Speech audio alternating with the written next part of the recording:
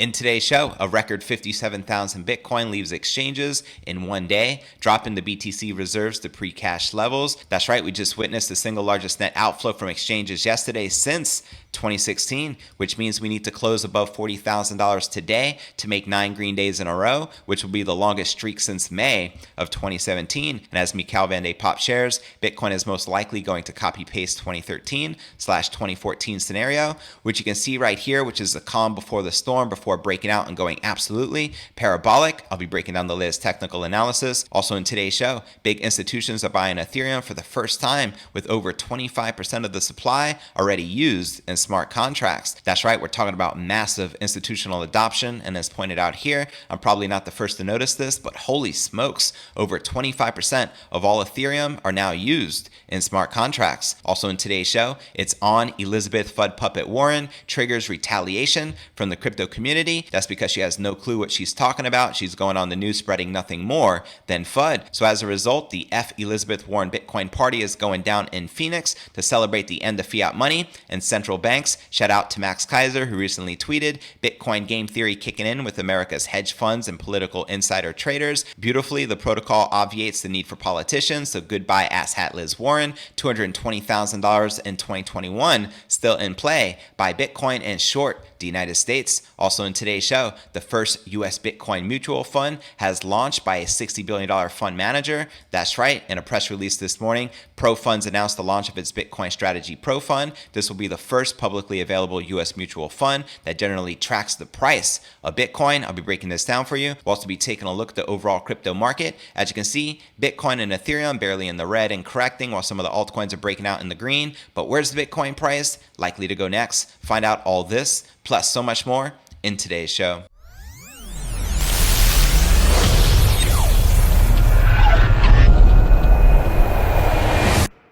Here at Crypto News Alerts, I drop a brand new episode every single day, so be sure to smash that subscribe button. That's right, and hit that bell icon to turn on all notifications to receive daily premium Crypto News Alerts every single day, just like this. And before I kick off today's show, today's episode is brought to you by our sponsor, BlockFi, the leading provider of financial products and services for crypto investors. Here's where you can put your crypto to work and earn up to a 10% APY on select stablecoins. And their new flagship product is this BlockFi Bitcoin Rewards Visa credit card, where you can earn 3.5% back in Bitcoin on all purchases. And they also recently ditched their annual fee, truly making this a no-brainer to take advantage of this offer, as well as receive up to a $250 crypto bonus with a deposit of $100 or more. Go ahead and use my referral link in the description right down below, and let's start stacking those sats, shall we? All right, welcome back to another episode of Crypto News Alerts. I'm your host, JV. We have a lot to cover as usual, so let's dive right in.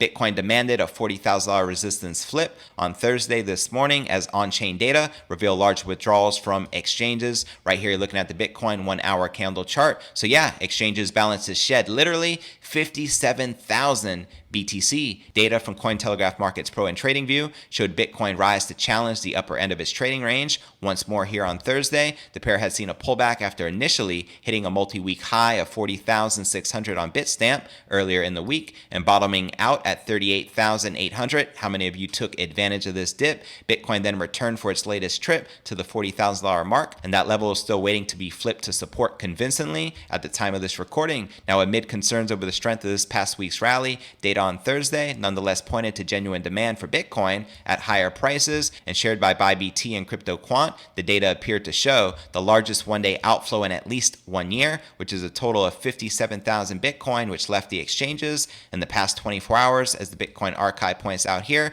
largest Bitcoin net outflow from exchanges yesterday since 2016. Let's go BTC. Can you say Bitcoin supply crisis incoming? And with that, exchange balances returned to levels last seen in mid-May, just before a major price correction after Bitcoin began reversing from all-time highs of around $65,000. And despite this demand, market participants remain convinced of the need for a higher low construction on Bitcoin before any higher levels could fall. Quoting Pentoshi here, I think market needs to go down to put in a higher low before continuing up. To put it simply, been bullish from 29,600 into resistance, but today, to me, signals need to go down for a higher low. So there you have it. Now exactly how low that higher low will be could be anywhere between 36,000 and 32,500. And order book data from major exchange Binance, meanwhile, confirmed a narrowing range for spot price with buyers and sellers encroaching the $40,000 mark from both sides, which you can see right here, and pointed out the latest from Michael Sapir. He says Bitcoin is most likely going to copy paste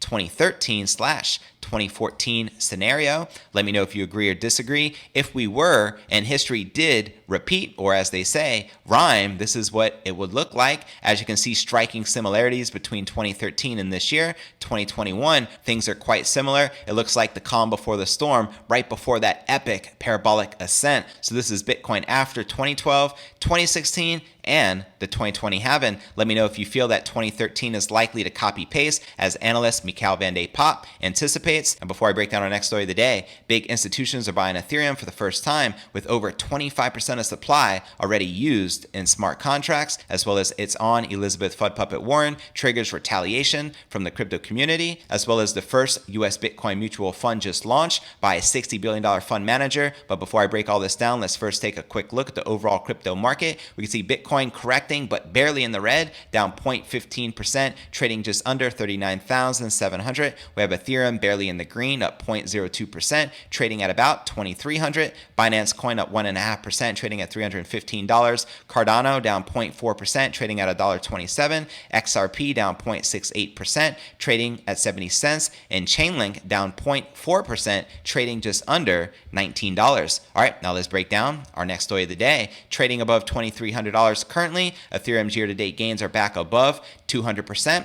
Not too shabby, but the crypto is still down about 50% from its current all-time high of around $4,380, which hit 3 months back. Now, interestingly, Ether was traded more than Bitcoin in the first half of this year, as the trading volume of the former grew faster than the latter, according to a report from Coinbase. And based on data from 20 major crypto exchanges worldwide, Coinbase found that the trading volume for Bitcoin for the first year reached 2.1 trillion, up 489% from 356 billion over the first half of last year. In that same period, Ether's total trading volume climbed to $1.4 trillion, up 1,461% from 92 billion in the first half of last year in 2020. And according to Coinbase, which is the largest exchange in the United States, this was the first sustained period of time ever that Ethereum's trading pace exceeded that of Bitcoin. Coinbase further noted that many of its largest institutional clients, including hedge funds, endowments, and corporates, increased or bought Ethereum for the first time during this period, believing that the asset had long-term staying power tantamount to Bitcoin's, and had missed the growing adoption. The most anticipated upgrade, which is the London hard fork with EIP 1559, is coming in about a week at block 12,965,000. How many of you are pretty excited for this London hard fork? Let me know in the comments below.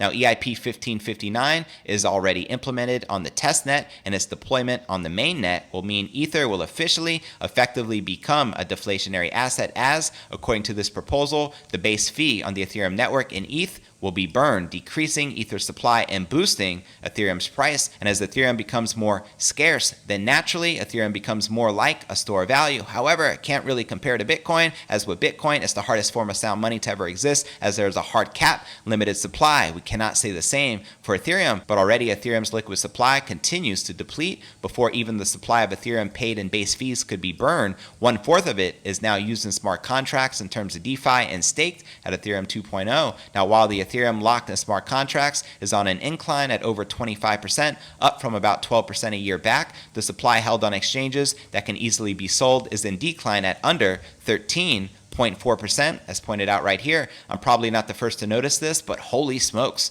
over 25% of all Ethereum are now used in smart contracts, as you can see right here, brought to you by Glassnode Analytics. And as pointed out, not only that, but supply is continuing to be depleted off exchanges, implying that hodlers in aggregate aren't looking to get back into fiat anytime soon. Ethereum blockchain is actually the biggest fees earner by a wide margin, which captured over $11 million in fees in the past 24 hours, followed by $3.1 million by the Binance Smart Chain, while Bitcoin is recording just under $634,000. In the last 365 days, Ethereum has generated $4.3 billion in total revenue, compared to Bitcoin's $1.1 billion at the second spot, as per Token Terminal. On the third spot is the popular DEX Uniswap at $937 million, while its biggest competitor, SushiSwap, is at the fifth spot at $309 million, with the Binance Smart Chain in between at almost $327 million. Now, interestingly, Ethereum generates more fees during during the bull runs, as everyone is participating in the frenzy, clogging the network and pushing the fees skywards, which after EIP 1559 will mean more fees being burned, leading to even higher Ethereum prices. But during downtrends, as we saw recently, gas fees get outrageous, and sometimes the gas fees exceed that of the amount you're trying to sell on the Ethereum blockchain. So I can't wait until the EIP 1559 upgrade. Let me know if you're excited for the London hard fork. Holla at your boy in the comments. Yesterday I shared a very bullish Ethereum price prediction from Crypto Calio, predicting an $18,000 Ethereum price by this time next year. Let me know if you agree or disagree in the comments below. And before I break down our next story of the day, it's on. Elizabeth Fud Puppet Warren triggers retaliation from the crypto community, as well as the first US Bitcoin mutual fund launched by a $60 billion fund manager. But first, let's take a quick look at the overall crypto market cap, sitting just above $1.5 trillion with $81 billion in volume in the past 24 hours, and current Bitcoin dominance is at 48.4%, with the Ether dominance at 17.3%. And checking out the top gainers within the top 100, we have Quant up a whopping 38% for the day and 81% for the week, trading at $132. Thorchain up 32% for the day, trading at $5.31. And Terra up 20% for the day and 62% for the week, trading at $11.32. Now checking out the top losers within the top 100, we have AXS down 5% for the day, but still up 86% for the week, trading at $43. ICP down 3.5% for the day, but still up 20% for the week, trading at $40.57. And Hobby Token down 3% for the day, but still up 28% for the week, trading at $10.76. Now, which altcoins are you currently most bullish on during this bull run? Let me know in the comments right down below. Now, checking out one of my favorite indicators is the Crypto Greed and Fear Index. Shows we're currently rated a 50, which is neutral, the same as yesterday. Last week and last month, we've been stuck in extreme fear, so it feels good to finally break that and be back in neutral once again. And if you're not familiar with the Crypto Greed and Fear Index, extreme fear can be a sign investors are too worried. That can be a great buying opportunity, like we've been experiencing. BTFD, buy that freaking dip. And when investors are getting too greedy, that means the market is due for a correction. All right, now let's break down our next story of the day. Prominent figures in the crypto community have come forward to address comments made by Senator Fud Puppet Elizabeth Warren in the letter to Treasury Secretary Janet Yellen. Senator Warren spoke of the risks associated with crypto, calling on Yellen to introduce a comprehensive and coordinated framework. In other words, to bring tougher regulation that would more than likely stifle the crypto sector. As you can see, she was recently on Squawk Box spreading this FUD. Elizabeth Warren has no idea what she's talking about when she talks about Bitcoin. No kidding. And this is not the first time Senator Fud Puppet Warren attacked the industry. Earlier this month, she wrote to SEC Chairman Gary Gensler calling for tighter controls on crypto exchanges. She also took the opportunity to rehash played out arguments on cybercrime and environmental damage, which we all know is nothing more than FUD, fear, uncertainty, and doubt, because she represents the central banks, and Bitcoin represents freedom, which is the opposite of what the central banks and fiat currency represents. However, what's different this time around is that a number of crypto personalities have responded. Now let's dive a little deeper. What type of FUD precisely is she spreading? Well, Senator Warren called on Yellen to exercise her influence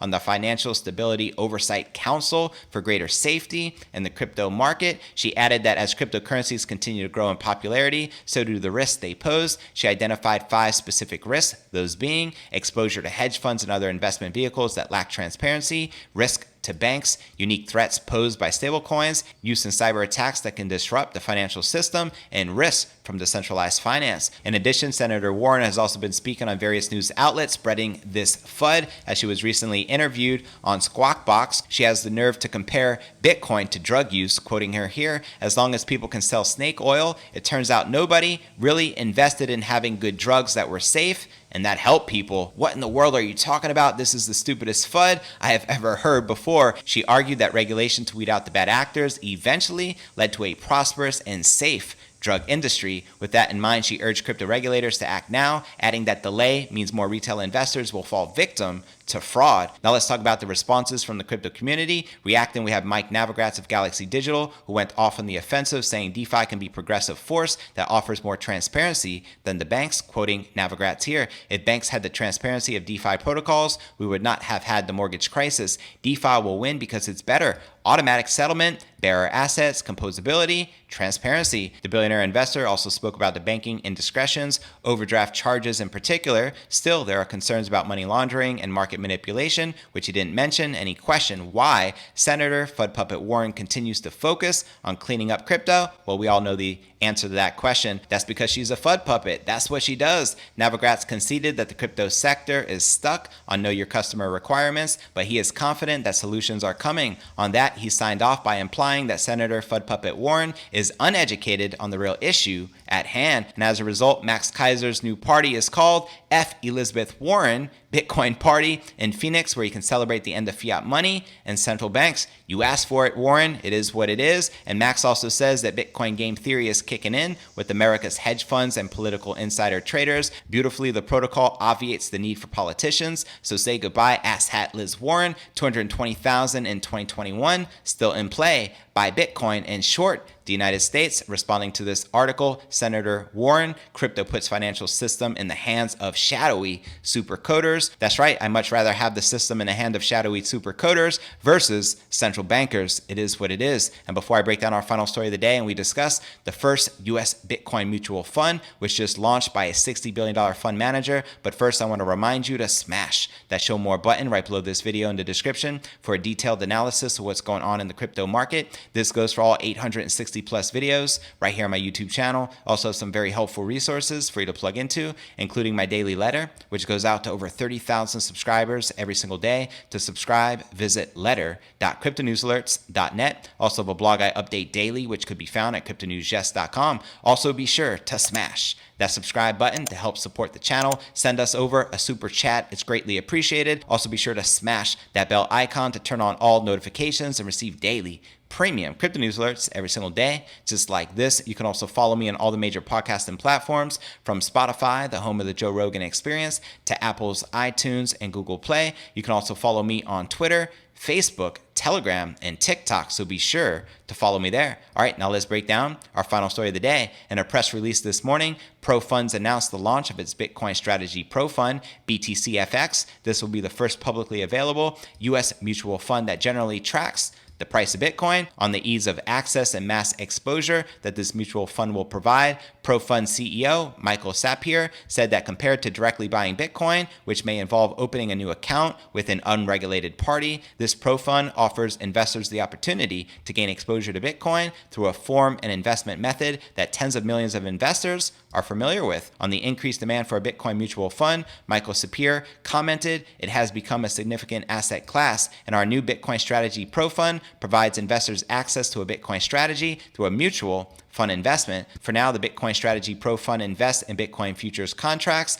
and the fund holds no actual Bitcoin themselves, which creates 2 degrees of separation between investors and the Satoshis they increasingly seek shelter from inflation in. Now, the new mutual fund offers investors exposure to the Bitcoin price without the need to separately manage a hardware wallet or exchange custodial solution, although the minimal investment limit currently in the fund is $1,000, which is over 1,000x the minimal cost of purchasing Bitcoin or Satoshis outright, and more than twice the current cost of Ledger X's mini futures contracts. So there you have it. What are your thoughts surrounding this first US Bitcoin mutual fund launching by $60 billion fund manager? Are you bullish on the king of all crypto? Holla at your boy in the comments below. And now for a quick recap, what I covered with you here in today's show. Record 57,000 BTC leaves exchanges in a single day, dropping Bitcoin reserves to pre-cash levels. As the Bitcoin Archive points out, we just had the largest Bitcoin net outflow from exchanges yesterday since 2016, and Bitcoin needs to close above 40,000 today to make 9 green days in a row, which will be the longest streak since May of 2017. Also in today's show, we discussed the big institutions are mass accumulating and buying Ethereum for the first time, with over 25% of the supply already used in smart contracts. Also in today's show, we discuss Game On as Elizabeth FUD puppet Warren triggers retaliation from the crypto community. Max Keiser strikes back and says 220,000 in 2021 still in play. Also in today's show,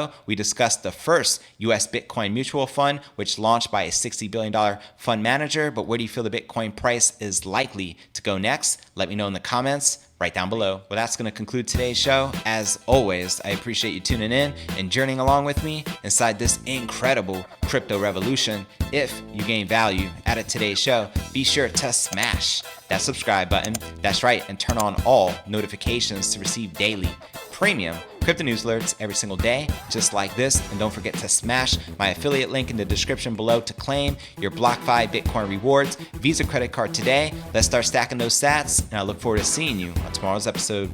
Peace.